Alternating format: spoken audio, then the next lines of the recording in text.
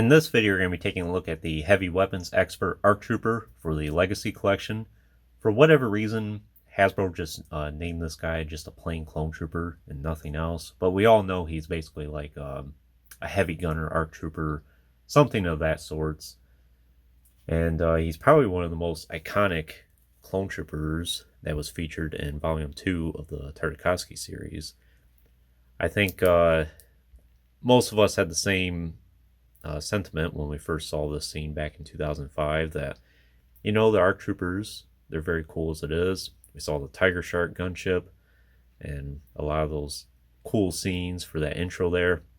When this guy stepped out, at first we didn't really see much about him. He's just kind of standing there like this, and then all of a sudden over his back he ends up pulling out this quad cannon here, and I'm sure most of us thought the same thing, like, oh, this guy is serious, he means business. It took some time for Hasbro to finally get around to making an action figure of him, but they did about 4 years later. So I ended up getting this guy for my birthday back in 2009. Definitely one of those Clone Trooper action figures. As soon as you saw it, it was like, yes, I have to have this guy in my collection.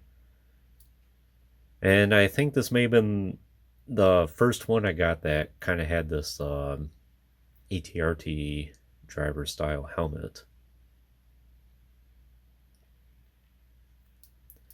So he's been with me for a long time.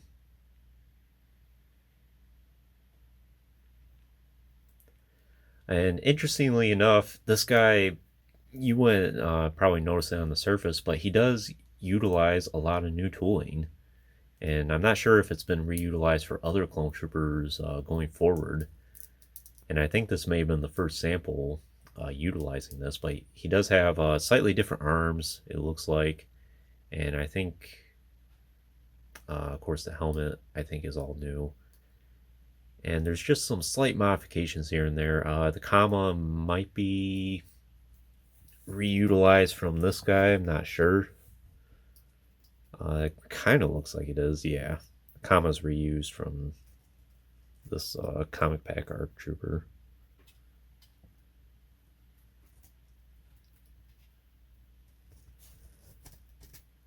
And then, of course, the quad cannon is all new. And I don't think we've ever really have seen it anywhere else from Hasbro Star Wars since then. And, of course, it is removable. You just plug it into his back there. Kind of similar to like the antenna. Unfortunately, mine is a little bit yellowed, and to be honest, before recording this video, I didn't notice this so much.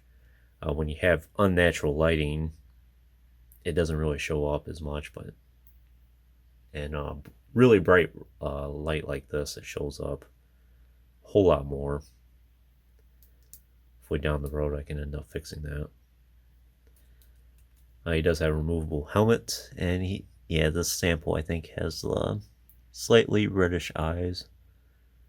Other than that, the head's pretty much the exact same as a lot of the other Tamora Morrison head sculpts.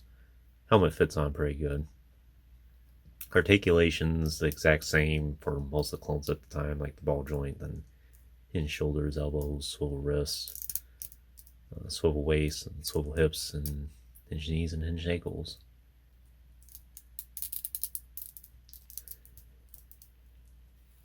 And then this is his only accessory, and that's all he needs anyway. But it is fully articulated at the base of the power pack here, and then at the actual cannon. And he does have 2 trigger guards here, but usually I have a hard time getting him to hold that because of where they're positioned and just how his arms will articulate. But you can kind of simulate it a little bit. It's kind of about the best you can get.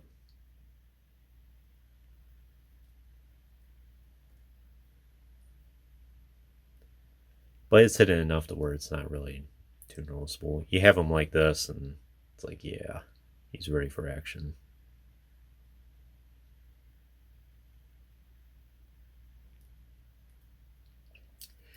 And he is part of the numbering line in the Legacy Collection. It was in the rest of the Tartakovsky wave. And I forget the exact name of the astromech droid part that he comes with, but I do know it's the white and green one, and it has the cone-shaped dome instead. I forget specifically which droid part this guy came with when I got him, though. I know one thing I'm noticing throughout the years with the Legacy Collection is even though each Build-A-Droid part has like designated waves, oftentimes when these characters are repacked further down in the line, they end up getting repacked with just random Build-A-Droid parts. So I'm not too sure.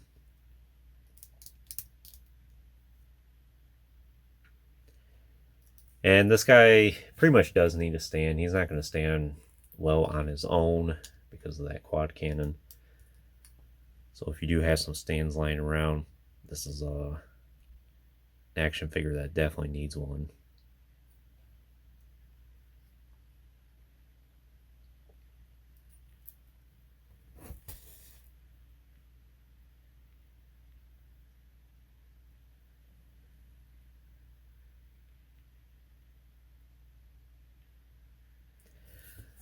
But that's pretty much all I can tell you about the Heavy Weapons ARC Trooper here. Comparison here with this guy that we'll be taking a look at next. And then, of course, the rest of the ARC Troopers. He does fit well with the Tiger Shark. I have done some videos featuring him before in it. And yeah, he's if you're a big fan of Tartakovsky, Clone Wars, ARC Troopers, Clone Troopers, anything of that sorts, he's definitely an essential one to have for your collection. Very unique Clone Trooper because we've never gotten any other ones with the quad cannon. And it's just a great action figure to have. Definitely one of the most iconic scenes from the Tartakovsky series. Happy he's part of my collection. But anyways, that concludes this review. I hope you enjoyed it. Stay tuned for plenty more reviews in the future. There's always more to come. If you haven't already, please like the video and subscribe to the channel. I appreciate your support, and check out the links in the description if you haven't done so already. And as always, thanks for watching.